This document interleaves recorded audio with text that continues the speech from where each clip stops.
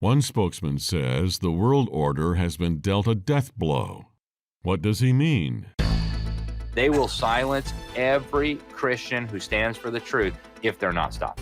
Welcome to Understanding the Times Radio with Jan Markell, radio for the remnant, brought to you by Olive Tree Ministries. Today, Jan and her guest unpack our 2024 election results. How might they play into some predicted biblical scenarios? And what might the globalists do to continue their rush to a one-world system? Here is today's programming. What can be put into the Constitution can slip away from you very quickly. And the greatest example going on right now before our very eyes is Section 3 of the 14th Amendment, which they're just disappearing with a magic wand, as if it doesn't exist, even though it could not be clearer what it's stating. And so, they want to kick it to Congress. So it's going to be up to us on January 6, 2025, to tell the rampaging Trump mobs that he's disqualified. And then we need bodyguards for everybody in civil war conditions, all because the 9 justices, not all of them, but these justices who have not many cases to look at every year, not that much work to do, a huge staff, great protection, simply do not want to do their job and interpret what the great 14th Amendment means. Well, thank you, Congressman Raskin. That was not particularly helpful, that comment. And we are in unprecedented times, and we've recently come through a historic election. What does that mean to the world? What does it mean to the believer? Does it alter the end time timetable? Frankly, nothing will do that. But there's a lot to discuss today since the earthquake of November 5th, and Americans certainly spoke on that day. And some of the things they said was enough of putting praying grandmothers into jail or threatening jail time, enough of child trafficking that no one on the left seems to want to acknowledge, tired of being mocked, all of us are, for clinging to, as the left accused, guns and religion, tired of being lectured by America haters, being called deplorables, being called garbage, when in fact we are Christians and patriots, tired of the lunacy of thugs coming into America through our borders with the intent of killing many Americans and making us a socialist, Marxist nation. Well, we're just tired of hate America sentiment and leftist lunacy. And thank you to my audience. You turned out in record numbers. I saw a headline, America Turns the Page, Unburdened by What Has Been. Joining me for discussion this hour in studio, Pastor Mark Henry will give his church information just a little bit later. He has co-hosted some of the Understanding the Times conferences in the last 3 years. We carry his book, The Man Code. Also joining me online would be Alex Newman, libertysentinel.org. We carry his book, Deep State, The Invisible Government Behind the Scenes. My goodness, does that book title sound even more intriguing to me right now? Gentlemen, welcome back to the program. Great to be with you, Jan. It's great to be here. Thank you for having me, Jan. Mark, let me start by saying this, because you and I, one of the downsides, perhaps the only downside to this election, is we get Tim Walz back here as governor, and he's done a perfect job decimating our state. So aren't you thrilled? Yeah, and people texted me immediately after the election and said, congratulations, we don't get him, you do. And it's a sad reality, but we've taken back a stronger position here on the House. So we're going to end up being able to push back on some of the progressive agenda that he was so proud to share and talk about as he was out there campaigning. So we're thankful for that. Alex Newman, and again, I'm carrying your book, Deep State. Tell me what you think the deep state is thinking right now. Frankly, Jan, I think they're in a panic. I think they've been in a panic for a while trying to figure out what to do about this Trump problem that they've got. And I don't believe for an instant that Trump won this election by his own power. I go back to Daniel chapter 2, where God says very clearly he changes times and seasons. He removes kings and sets up kings. He gives wisdom to the wise and knowledge to those who have understanding. All of Donald Trump's men could not get him reelected on his own. So I do believe this is God's grace on our country.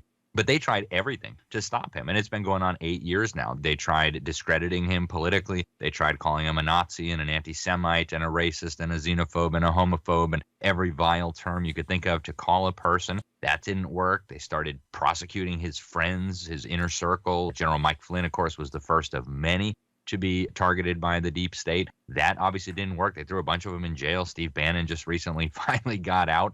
Then they tried killing him multiple times now. They've shot at him, and I suspect they are not done yet. You just played the clip of Congressman Jamie Raskin. That was not all that long ago, just a few months ago, threatening that even if Donald Trump managed to win the election, they were still going to stop him using congressional shenanigans. So I think they're in a panic, and I think it's not just they see their agenda under threat. Their agenda, of course, is to build this one world totalitarian political, religious, and economic system to destroy Christianity, which of course is not going to happen. The gates of hell will never prevail against the church, so their goals are never going to come to fruition.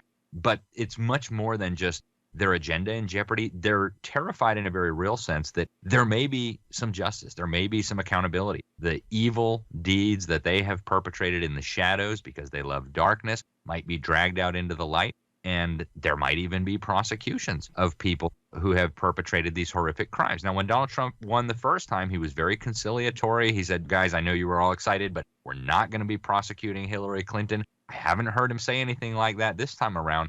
And so I think there's a lot of people who've been involved in a lot of criminal activity, and not just regular old criminal activity, steering contracts to your brother-in-law, things like this. We're talking betrayal of our country. We're talking horrific things involving children. We're talking crimes that would not only get you put away for life, but would permanently discredit you and everybody associated with you.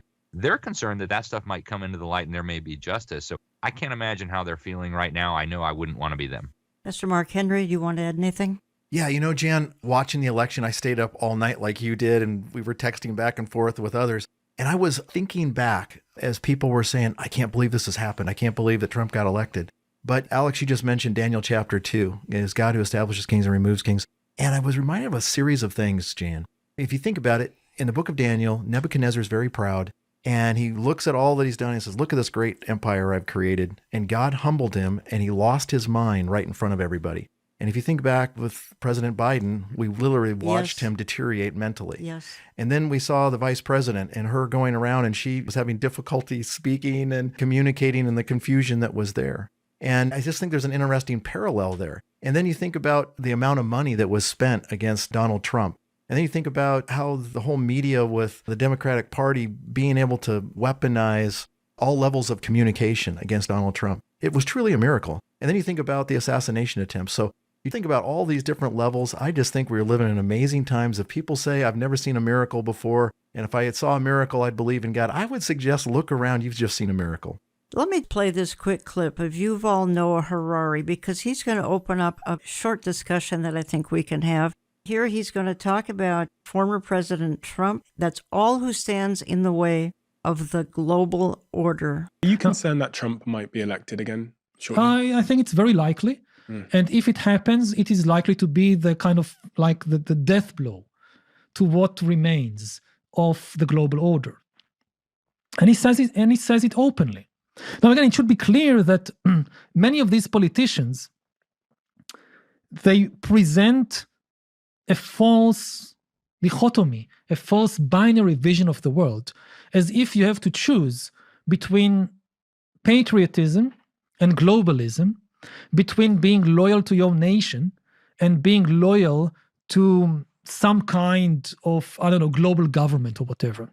Mark Henry, nobody stands in the way of the global order. We'd like to think we can do that. Some of that's written ahead of time in the Bible, so it's going to happen. The point is, perhaps this is the one man who could set them back.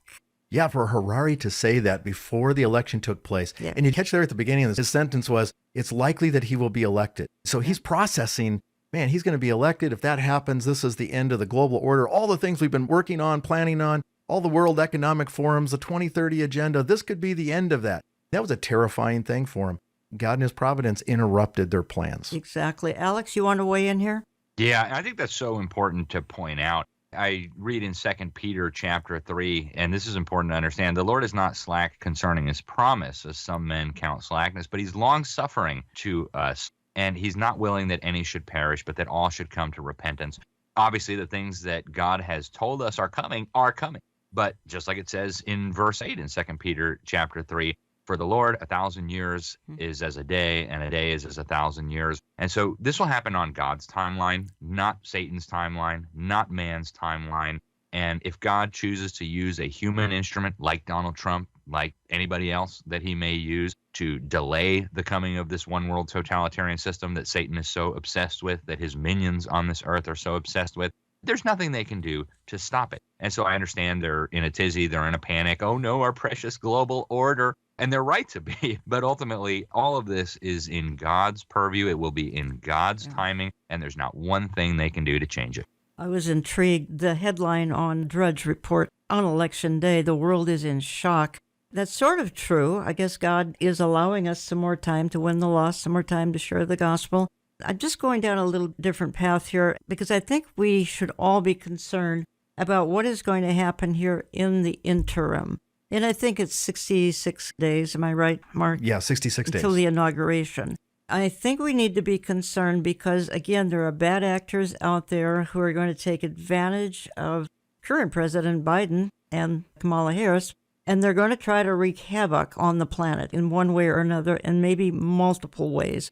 Mark, give me your thoughts on that. And we could give a list of things that we are concerned about. We'll give a short list. Obviously, we've already heard a senator talk about invoking the 14th Amendment in Congress on January 6th. So when they gather again this year and do the official, yes, this is the election conclusion, and everybody acknowledges that, this is going to come on the floor. And the intention is to create chaos and to potentially create a civil war, according to what he said. So that's obviously a concern that all of us have. And then, of course, we're worried about the president-elect's safety and his whole family. We've seen 2 assassination attempts, and we're praying for his safety. I encourage people to do that. And then what crisis can be created between now and then that they can use to disrupt this whole situation and call again for emergency powers? Is it another war? Is it more economic stuff? The sky's the limit at this point. Alex, speak into this, please. We can see just from what they did during the first term, what they may be likely to do again. And we can also infer from the things that they're saying publicly what they may be liable to do. And I don't think an expansion of at least one of the major conflicts going on around the world is out of the cards. We see that right after Trump's election, you've got people in Congress, you've got people in Europe, leaders saying, hey, now Biden's still president, at least on paper. Tell him to send more weapons to Zelensky. Tell him to give him permission to start raining missiles down on Moscow. And of course, no sensible person thinks Vladimir Putin is going to just sit back and allow missiles to rain down on Moscow. So that could easily turn into a major conflagration. Actually, on election night, this got buried in all the headlines about the election for obvious reasons. But the U.S. government was testing hypersonic nuclear missiles in California. That's kind of important. Why were they doing that? Then we've got the very, very obvious effort to stir up a civil war in this country. They're not telling their followers that Donald Trump is Adolf Hitler for no reason. Right. This is calculated. They know what they're doing. They're planting seeds in people's mind. They're trying to get people whipped up into a frenzy, into a hysteria where anything is justified to stop his rise to power. We've got the possibility of an economic collapse. Right now, of course, in the immediate aftermath of the election, we saw a big rally in the stock market, a big rally in the dollar. But after multiple generations now of constant expansion of government spending, constant expansion of government borrowing, hundreds of trillions of dollars in unfunded liabilities, this is a house of cards, and it is inevitably going to collapse at some point. The question is, will they accelerate that process? Will they have the BRICS start selling U.S. Treasury bonds or some different avenue to undermine the U.S. dollar that could lead the U.S. economy to be in shambles by the time Trump takes over, and then blame it on Trump? We've got the people on The View, literally the morning after the election, saying we need more social media censorship. So these are all possible things. And I think what we saw in the aftermath and during the first inauguration of Donald Trump, the riots and the burnings, the calls for assassination. And of course, we can't forget that there are still a lot of people, some of them very powerful, who would like nothing more than to murder Donald Trump with a bullet. And it sets up at least a potential for a very rough road ahead. If you just joined me, you're listening to Understanding the Times Radio. I'm Jan Markell. I have in studio Pastor Mark Henry. He pastors Revived Church in Brooklyn Park, Minnesota, and 412 Church, San Jacinto, California. I have on the line Alex Newman. You can contact these gentlemen at markhenryministries.com and libertysentinel.org. Let me play here just a short clip of Pastor Jack Hibbs, who I believe offers a Christian perspective. He's going to introduce a clip of Scott Jennings, who is a CNN contributor. I honestly expected God's judgment. As a nation, we have offended God. We have ridiculed God. We have done everything you can do to dishonor the God of the Bible as a nation. And I was prepared for that. But we were praying for mercy. We were all fasting from here to Knoxville, right? Fasting and praying. And I do believe, without any shadow of a doubt, that God heard the prayers of his people across the United States, and he spared, he showed mercy, great mercy. I'm shocked. I was expecting to come out here tonight and to say, get ready, this is righteous judgment of God. He gave us the leaders that we deserve. He didn't do that. He gave us grace and mercy. And we thank him for that. Try not to make any comments or laugh or gasp. Listen to what this guy says, and then we'll get going with tonight. This is a mandate. He's won the national popular vote for the first time for a Republican, for the first time since 2004. This is a big deal. This isn't backing into the office. This is a mandate to do what you said you were going to do. Get the economy working again for regular working class Americans, fix immigration, try to get crime under control, try to reduce the chaos in the world. This is a mandate from the American people to do that. I think I'm interpreting the results tonight as the revenge of just a regular old working class American, the anonymous American who has been crushed, insulted, condescended to. They're not garbage. They're not Nazis. They're just regular people who get up and go to work every day and are trying to make a better life for their kids, and they feel like they have been told to just shut up when they have complained about the things that are hurting them in their own lives. I also feel like this election, as we sit here and pour over this tonight, is something of an indictment of the political information complex. I mean, we've been sitting around here for the last couple of weeks, and the story that was portrayed was not true. I mean, we were told Puerto Rico was going to change the election. Liz Cheney, Nikki Haley voters, women lying to their husbands. Before that, it was Tim Walz and the camo hats. Night after night after night, we were told all these things and gimmicks were going to somehow push Harris over the line. And we were just ignoring the fundamentals. Inflation, people feeling like that they were barely able to tread water at best. That was the fundamentals of the election. And so I think that both parties should always look at the results of an election and figure out what went right and what went wrong. But I think for all of us who cover elections and talk about elections and do this on a day-to-day basis, we have to figure out how to understand, talk to, and listen to the half of the country that rose up tonight and said, we've had enough. Mark, I'm just going down a little bit different path here, and I'm not through with what we were talking about currently. But I have heard from people who tell me or ask me as though I know God's plan. So is the rapture now on hold? Well, you know as well as I do, God is never on hold. He had everything planned out from before the beginning of time. But how would you respond to someone like that? Depends on how much understanding people have of the Bible. But the bottom line is this, Jan, the rapture is the imminent return of Christ for his church. An imminent return means it can happen at any time. Nothing has to happen. No sign has to happen. If you think about the tribulation period, Jesus says, watch for the abomination of desolation. Then there's 3.5 years that's left after that. And that's what Jesus emphasized as the sign that people were supposed to be watching for.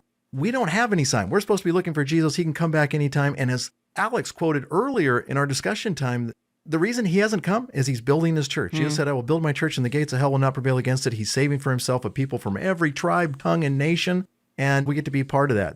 This is not stalling the rapture of the church. Not stalling anything God has in mind. The millennium, the new heavens and the new earth, it's set in stone, in other words. I'm going to raise something here as far as what can happen now. I think starting in January of next year, we will no longer be favoring the Islamic Republic of Iran, which is hard to explain to some people, that there are administrations, starting with the current one, that definitely favors the Islamic Republic of Iran over the only free nation in the Middle East, Israel. Would you agree, Alex? There's no question about it. And it's not even just the mullahs in Iran. It's the Islamist movements across much of the Middle East. And I always have to remind people of this because they forget in the incessant whining from the media about how much alleged foreign aid we're giving to Israel. We always lose sight of the fact that they are giving many times more aid to Islamic governments and brutal dictatorships that ruthlessly persecute Christians and have sworn to wipe the Jews off the face of the earth. This, unfortunately, has become basically Democrat policy. Give a little bit of money to Israel, give a couple of nice public statements here and there that we support them, and then turn around and arm and aid and train and provide cover for jihadists and others who want to exterminate not just Jews, but eventually Christians. They call Israel the little Satan, America the big Satan. They've got all of us in the crosshairs. And this became very, very apparent during Barack Obama. It was always kind of there as an undercurrent. It wasn't quite as open. Jimmy Carter obviously was working with Islamic extremists. But under Barack Obama, it got to the point where the U.S. government was literally arming and training Al-Qaeda, people who proudly called themselves Al-Qaeda, whether that's the Libyan Islamic Fighting Group in Libya, which the U.S. military knew in 2007 was an affiliate of Al-Qaeda in Libya, or whether it was the quote-unquote moderate rebels in Syria that even Joe Biden admitted were not moderate rebels. They were Al-Qaeda, al-Nusra, and eventually ISIS. So this has been the policy of the Democrats. It's taken place with the at least tacit consent of a lot of Republicans, and it's an outrage. Obviously, there was a catastrophe that's now well over a year ago. That would be back on October the 7th, 2023. I think evil ran amok starting that day. Demons were, in a sense, unleashed on the whole globe, I think, on October 7th of last year.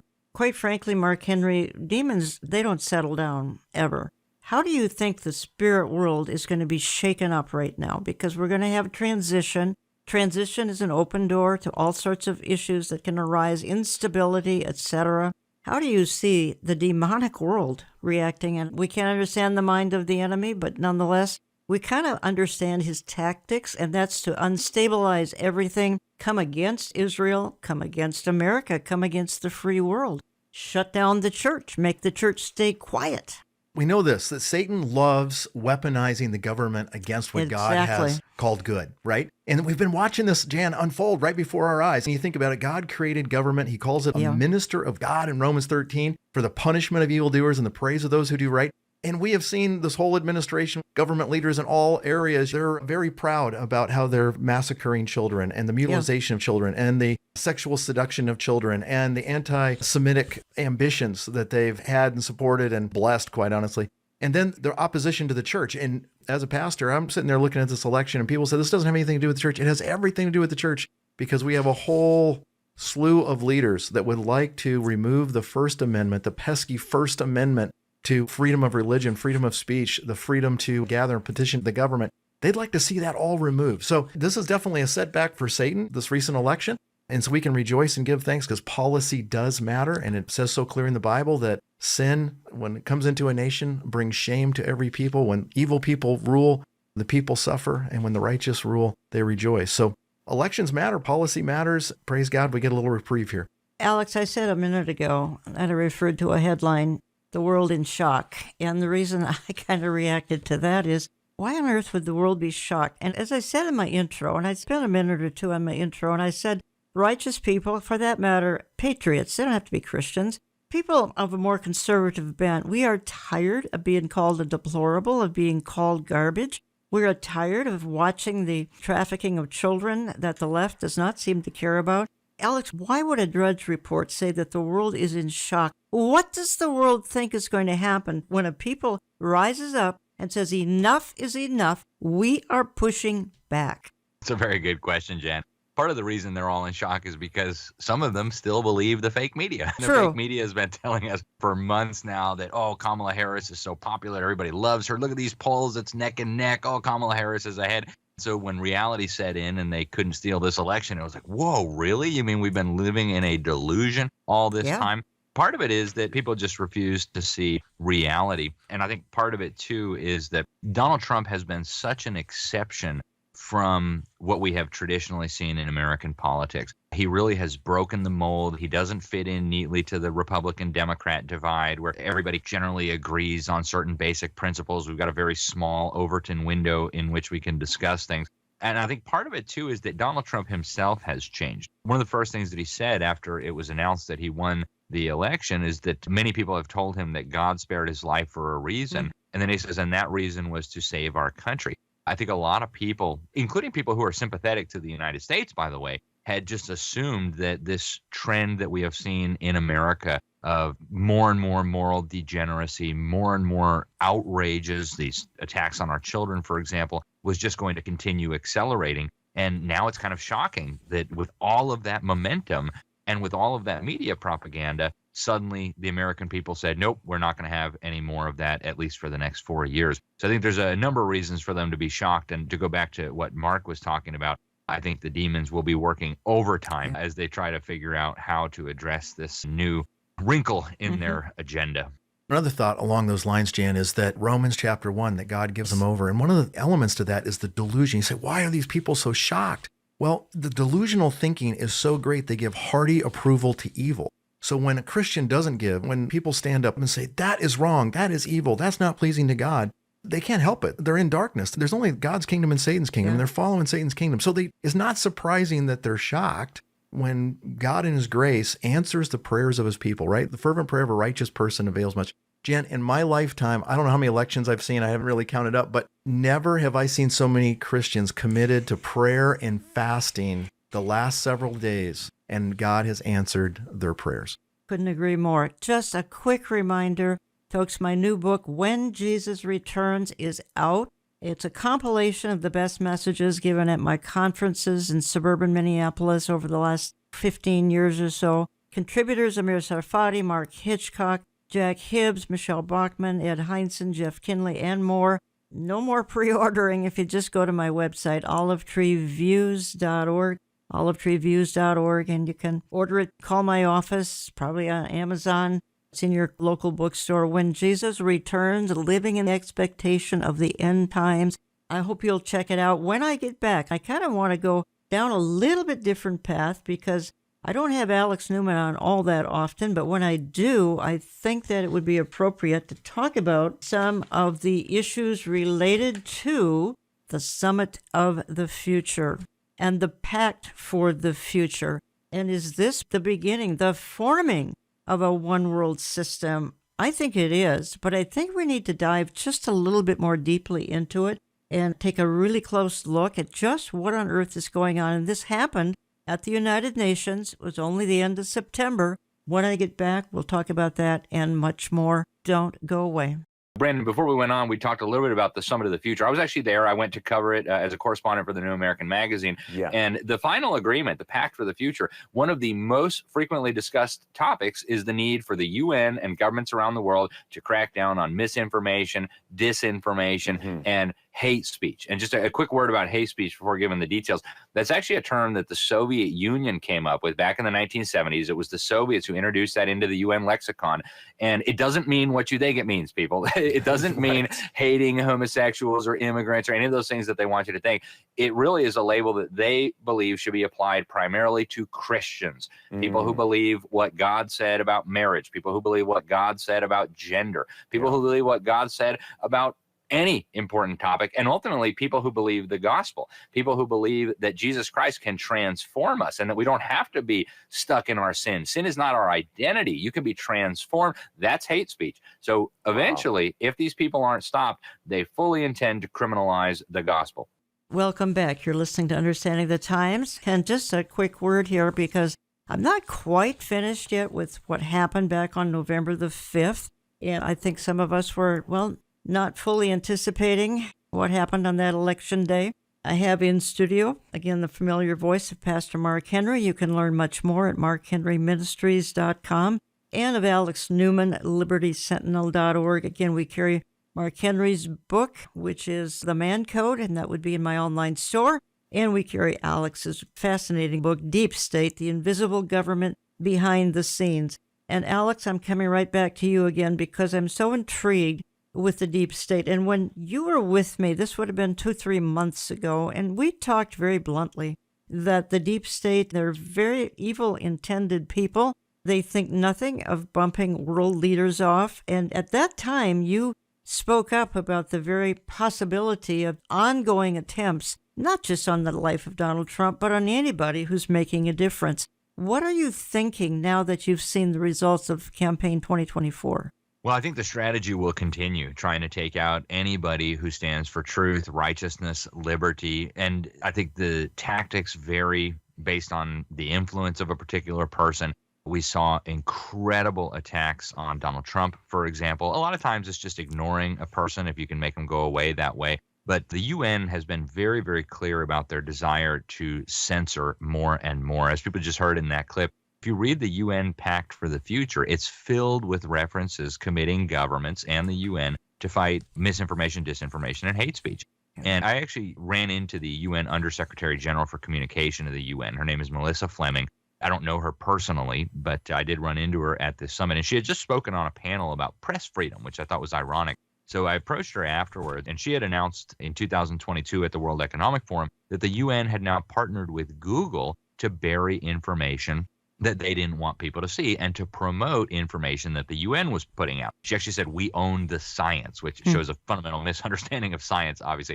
But I asked her about that. What's the formula that determines, with this partnership with Google, what people will be allowed to see, what information people will be allowed to access? And she falsely claimed, I don't know who you are, I don't recognize you, and therefore I can't talk to you, which is preposterous. Her team actually had to approve me to be able to go in there. They do very extensive background checks. They've got 150, 160 world leaders there, presidents, kings, prime ministers. There's no way that those people didn't know who we were. And even if they didn't know who we were, why not talk about that? But that's the reality. They want to try to silence anybody who speaks truth. And that could apply to climate change. That could apply to homosexuality. That could apply to the gospel. And they don't want those things spoken. And if they can't silence you by rigging the algorithms and deleting you on social media or shutting down your YouTube channel, they'll go to the next phase, which is even more dramatic, which can include, like what they've done to many of Donald Trump's key insiders. They could put you in jail. So we need to recognize that the enemy hates truth, and he will use his minions and those who follow him to try to silence it, whatever the cost. Mark Henry, you're very aware of this Summit of the Future. This was back around September 22nd. I think it was probably unnoticed by most Americans. The Biden-Harris administration adopted the United Nations Pact for the Future to transform global governance. When you hear the term global governance, Revelation 13, I mean, are we out of line to think that way? Jan, I've got that document sitting right here. I think it's like 69 pages or so. I'm holding it right in front of you right now. And as you read down through there, I mean, that term keeps coming up. There are those terms, global governance. But really what they mean is a global government. There's a number of elements to that. But the bottom line is this. They want to give full authority to the UN, to the secretary, whoever that may be, an elected official, to declare an emergency based on whatever he feels with unlimited time frame over the whole world. That would definitely fit into Revelation 13. And could this be how Satan, in the providence of God, God allows it, global governments to take place in that way? Very possible, Jan. It's very disturbing. And when you read down through that document, they think that the sovereignty of the United States and all other countries should be subjugated to the United Nations, to one dictator. Jan, I've traveled around the world preaching, and you look at the leaders in the UN, and I'm going to be really blunt here. They come from corrupt countries. Yes. Where the political leaders sell out their countrymen. I mean, when aid is given by the United States to one of these countries, they pocket themselves and they watch their own people starve. They could care less. And then somehow they get placed on these various committees, or maybe they're the secretary of the UN even. And many of them are Marxists. Many of them, they're not committed to the safety of their own people in their own country, let alone the United States. And I don't understand how we have leaders in the United States who are willing to give up our sovereignty other than this. They've bought into the lie of the globalist agenda, which is a demonic ambition that Satan has to rule the world. Remember this, there is going to be a global governance that's going to be good. Jesus is going to be the one in control then. Any global governance between now and then other than Jesus is unhealthy for everyone. God, in Genesis chapter 11, created all the people groups, the nations. Acts chapter 17 says he gives every nation a boundary for a period of time, and he reigns supreme over all nations. So just know that the ambition of Satan is great, and we're looking forward to Jesus coming. and his eternal state. Alex Newman, you were present at this Pact for the Future, Summit of the Future. Did you sense the demonic? Was it palpable? It's funny you ask that, Jan, because I always do when I go to these UN summits. You feel this darkness coming upon you when you go into these spaces. And that's been true when I go to these climate summits. And it was just as true when I got to the UN headquarters. You can feel that it is this wickedness that pervades the whole institution. In a way, it's frightening. I know we should fear only the Lord. And so I always try to keep that in mind as I'm in these places. But the agenda is so diabolical. When you read through the list of things the UN wants to do, beyond just overthrowing the nation state and creating a one world dictatorship, the things they want for children, the things they want for education, the things they want for property rights, the things they want for family, it's just demonic, plain and simple. I think the simplest way to understand the UN's agenda, whatever term they put on it, Green New Deal, Sustainable Development, New World Order, Build Back Better was one of the recent ones. Doesn't matter what marketing slogan they use. The real simple way to understand it is just take what God teaches in the Bible and flip it upside down. And what you'll see is that will line up with the UN's agenda all the time, even if sometimes it takes them a little while to come fully out of the closet and admit what they're really up to. So do you think, Alex, that most of these people that you were rubbing shoulders with, this is back in late September, do you think they're mainly useful idiots? Or do you feel they know they are walking the trail of an agenda and they even know what that agenda is? I think it's a mix. I think when you get to the very, very high levels, there is clear understanding that this is evil, that their commander-in-chief is Satan. And that sounds radical to non-Christians. I don't care. I think once you get up to the highest levels of the pyramid, if you will, these are people who have consciously, deliberately thrown in their lot with Satan and said, just like Karl Marx, I'm in league with Satan. I'm going to destroy everything that God has ordained. And of course, they will fail over the long term, but in the meantime, they're doing a lot of damage. And one way that you can see this so clearly, they have what they call a prayer, meditation, and reflection room at the UN. So you know about it. 99 out of 100 Americans have never heard of it. They wouldn't let me access it this time around. They said there was too many world leaders, but on normal days, we would have been able to access it. But this is a very bizarre place. I encourage people to read a little bit about it. One of the key players in designing and creating this thing was Alice Bailey. This is a lady who founded the Lucifer Publishing Company and claimed to be communicating with spiritual entities, clearly demons, that she called ascended masters, that told her about this glorious coming new age, that the big obstacle to this new age was what she called the great heresy of separateness. In other words, Christians and Jews who want to be holy because our God is holy, who want to come out of Babylon. We don't want to be part of this. We want to be separate. That's the obstacle to this new age, this new world order. So at the highest levels, these people understand exactly what they're doing. I'm quoting you here because you write, only more globalism can handle the real and imagined problems facing humanity. According to the document, a recommitment to international cooperation based on respect for international law, the pact says is required with international cooperation, like multilateralism serving as a synonym for globalism. This is not an option, but a necessity. It continues. In fact, the agreement specifically claims that nations and their governments cannot possibly handle the alleged problems that face humanity without the United Nations. Our challenges are deeply interconnected and far exceed the capacity of a single state alone. The pact states they can only be addressed collectively through strong and sustained international cooperation. Mark Henry, I think it's the hope of all of us that a more conservative president someday, should we have the time left, would pull out of the United Nations. Yeah, when you look at the document again, it's amazing how they wordsmith things. Jan, again, I've got the document right in front of you there. When you skim down through it, if someone would just read the 10 points of Marxism, whether it's the education of the children and how you weaponize them, or the taxation and the taking away of property, or the control of communications and transportation, or the confiscation of property of all the rebels. In other words, you don't go along with the state. We weaponize the government to make sure that you live in poverty and go to the gulag. All they do in this document, Jan, is to take the 10 points of Marxism and wordsmith it in such a beautiful, articulate way so that the average person, if they read it, they would go, oh, that sounds really nice. But the bottom line is this. They have an agenda. These people understand what the agenda is. It's Marxism. And that's the reason we should have a president that stands up and says, this is the exact opposite of what a constitutional republic is. And we're going to lead the way. Those of you who would like to have a constitutional republic, follow us. This is the direction. This is the path of freedom. This Marxist UN movement is only going to lead to your bondage and your slavery, both spiritually and physically. You are listening to Understanding the Times Radio. Jan Markell. I have in the studio Pastor Mark Henry, Pastors Revived Church, Brooklyn Park, Minnesota, and 412 Church, San Jacinto, California. Times of your services, Mark. In Brooklyn Park would be Saturday, what time? 4 p.m. and then Sunday at 8 and 9:30 and 11 a.m. At 8 a.m. and 9:30 a.m. is traditional music, fantastic. And in California? 8:30 a.m. and 10:30 a.m. Pacific time. So, Alex, you're saying here, I'm quoting you, the real goal of the UN are the children. Okay, you've already referenced that a few minutes ago, but I think we need to unpack that for a minute or two, because that's a very, very serious statement, particularly in light of child trafficking, etc. Why is the goal of these globalists the children?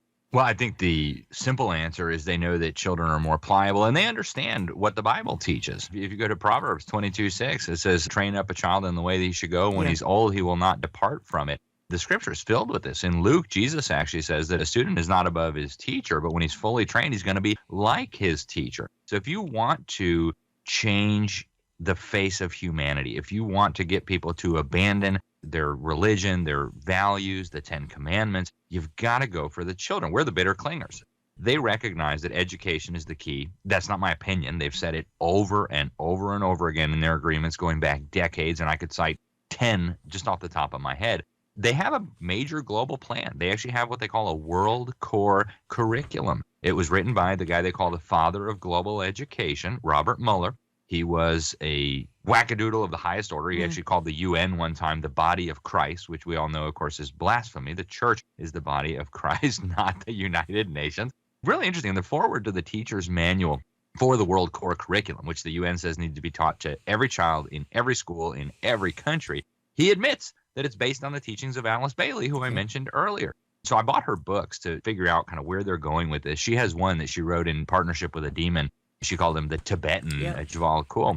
They admit right there that brainwashing children to submit to one world government and even to have a one world brain is the critical element of bringing about this new age. So that's what the UN's working toward. They have a lot of other plans, but the central element of their agenda to bring about this diabolical one world system is brainwashing the next generation. Next generation. So, Alex, who's going to head this one world system, the Pact for the Future? Is this the Secretary General of the United Nations? Is he going to head this, or are they appointing someone else? The Secretary General, and Mark alluded to this, under Action Item 54, which I think is one of the most critical parts of this Pact for the Future, he would essentially become global dictator in the event of some kind of an emergency. As they say very clearly in there, it reads, and I can even quote it here, it says, we recognize the need for a more coherent, cooperative, coordinated, and multidimensional international response to complex global shocks and the central role of the United Nations in this regard. It calls on the Secretary General, who's a socialist, by the way, in the truest sense of the term, to strengthen the United Nations system response to complex global shocks. And if you read the policy brief that was synthesized to create Action Item 54, they give the game away. They say that when the Secretary General, actually the Secretary General himself said, when he declares a global emergency, all sectors of society, government, business, nonprofit, religious, must, and I'm quoting here, recognize the primary role of intergovernmental organs, we're talking about UN agencies here, in decision-making. So he would become a key player, far beyond even what the UN Charter authorizes. But then again, back to the Pact for the Future. They agreed that all nations must comply with the decisions and uphold the mandate of the International Court of Justice, which is a kangaroo court. So they're setting up the mechanisms here to force the entire world to submit, and there'll be some distribution of power, but ultimately they'll all be walking in the same direction, which is against everything that God has told us. Mark, let's wind this down a little bit. You have any closing thoughts? And then I'm going to jump to another mini topic here. Jan, I think that when you think about the Secretary General and the UN, and you ask there, will there be other players involved? What we know is this, that in the final Antichrist government, the Antichrist is going to have 10 kings that pull their authority to him and are going to be working with him. And again, you can read about that in Revelation, you read about it in Daniel. But the bottom line is this. There's only two kingdoms, God's kingdom and Satan's kingdom. And Satan's doing all he can to weaponize government against the plans and the works of God and the people of God. And the bottom line is this, is Jesus wins. And so therefore we should have hope. We should have courage. We should have anticipation of Jesus coming and be fully committed to him right now, to train up our children in the ways of the Lord, to help other people hear the gospel, to live godly in the midst of a crooked and perverse generation. We can do it in the power of the Spirit. Alex Newman, just winding down a little bit here, what do you see ahead here for the next, let's say the next year? And let's include this transition time here before we get a new president. We can look at a best case scenario because I don't want to look at a worst case, but do you see things playing out smoothly? That's probably not likely, but give me your thoughts. Jan, I think we're going to see a lot of turbulence, not just in the run-up to the actual swearing-in ceremony, but in the aftermath as well. I think we're very likely to see conflict, whether it be domestic or international or both. I think we're very likely to see serious economic turmoil in the international markets, stock markets, currency markets, especially with the U.S. dollar. We see the BRICS nations and governments preparing for pulling the plug on the global reserve status of the U.S. dollar. The complexity and the shockwaves that would unleash are hard to overstate. All of that is a very real prospect, potentially even in the next few months here, certainly in the next few years. Now, on the best case scenario, just looking back at the UN for a moment, we're seeing something of a shift in America. For almost the last 80 years, Americans have generally tolerated the UN. They've often even had a positive impression of the UN because they've been misled into thinking that this is an organization for peace, which you really need to understand that's peace in the Soviet sense, as in the elimination of all opposition to tyranny. But when you look at what's happening in America today, we see a huge shift. We have 26 U.S. governors on record just in the last few months saying they will not obey the United Nations when it comes to public health questions. They signed a public letter to Joe Biden.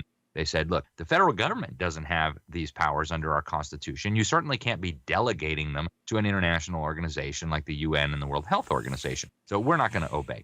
We have in Congress right now, in the House and the Senate, for the first time, matching bills to get us out of the United Nations. It's called the Defund Act, which the name is a little misleading because it does much more than defund, but it's about getting us out of the United Nations. It would completely sever our ties. Our troops would no longer serve under UN command with those blue helmets. We would evict their headquarters from our shores.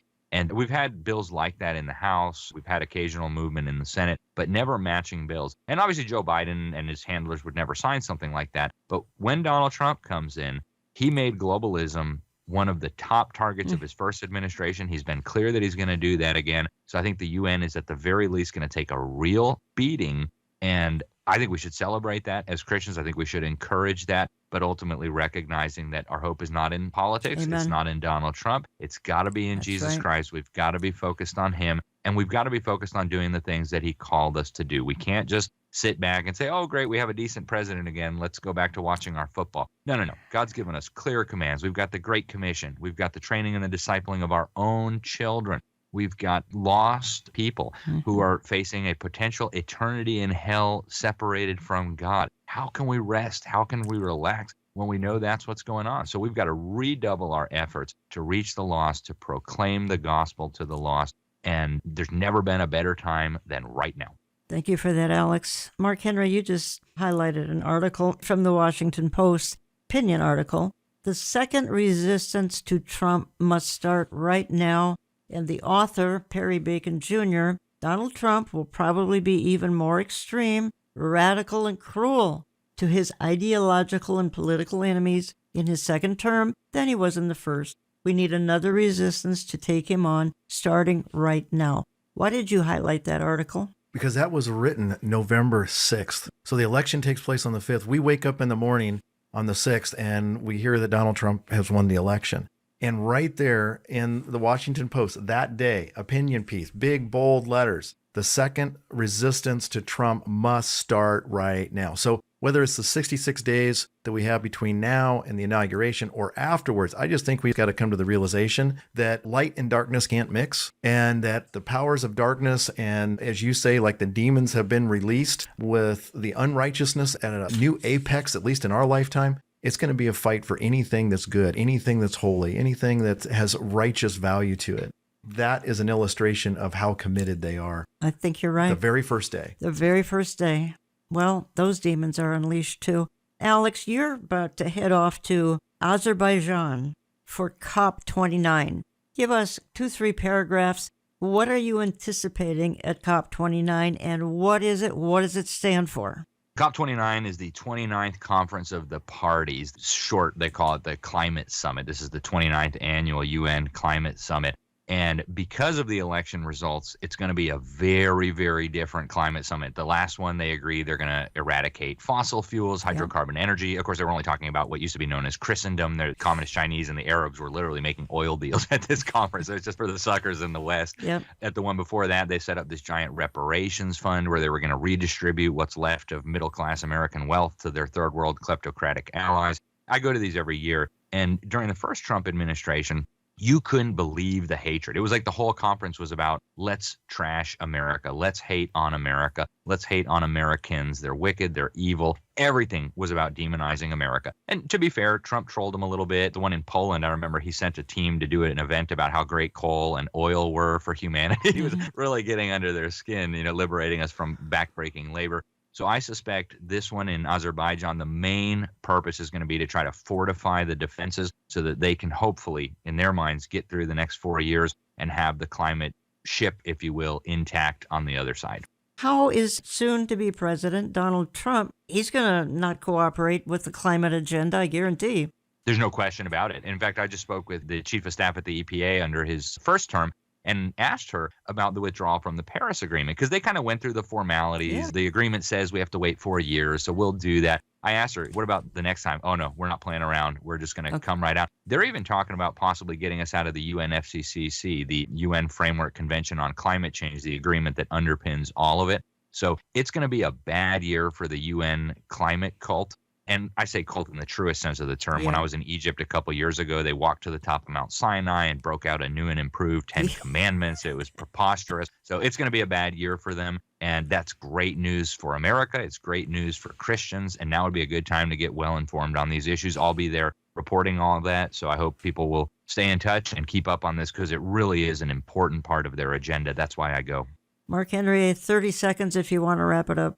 Jan, I just think we got to look at all that's happening in the world and come to this conclusion.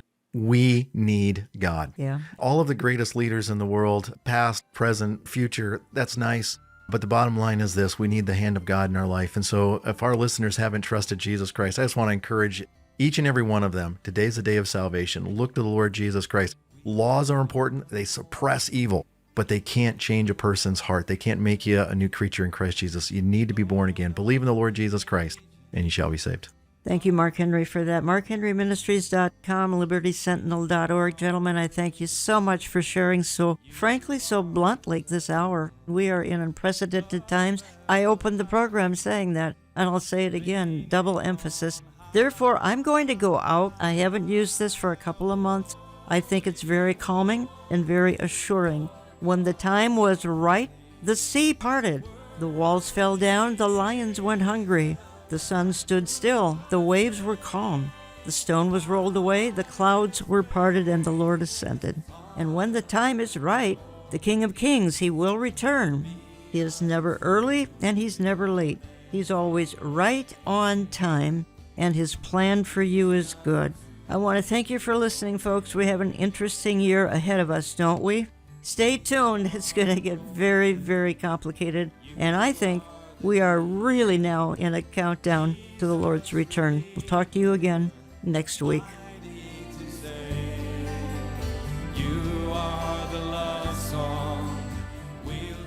Contact us through our website, olivetreeviews.org. That's olivetreeviews.org. Call us Central Time at 763-559-4444. That's 763-559-4444. We get our mail when you write to Olive Tree Ministries and Jan Markell, Box 1452, Maple Grove, Minnesota 55311. That's Box 1452, Maple Grove, Minnesota 55311. All gifts are tax deductible. Nothing catches God by surprise. He had both the present and the future outlined before time began. And nothing is out of control if we believe God is always in control.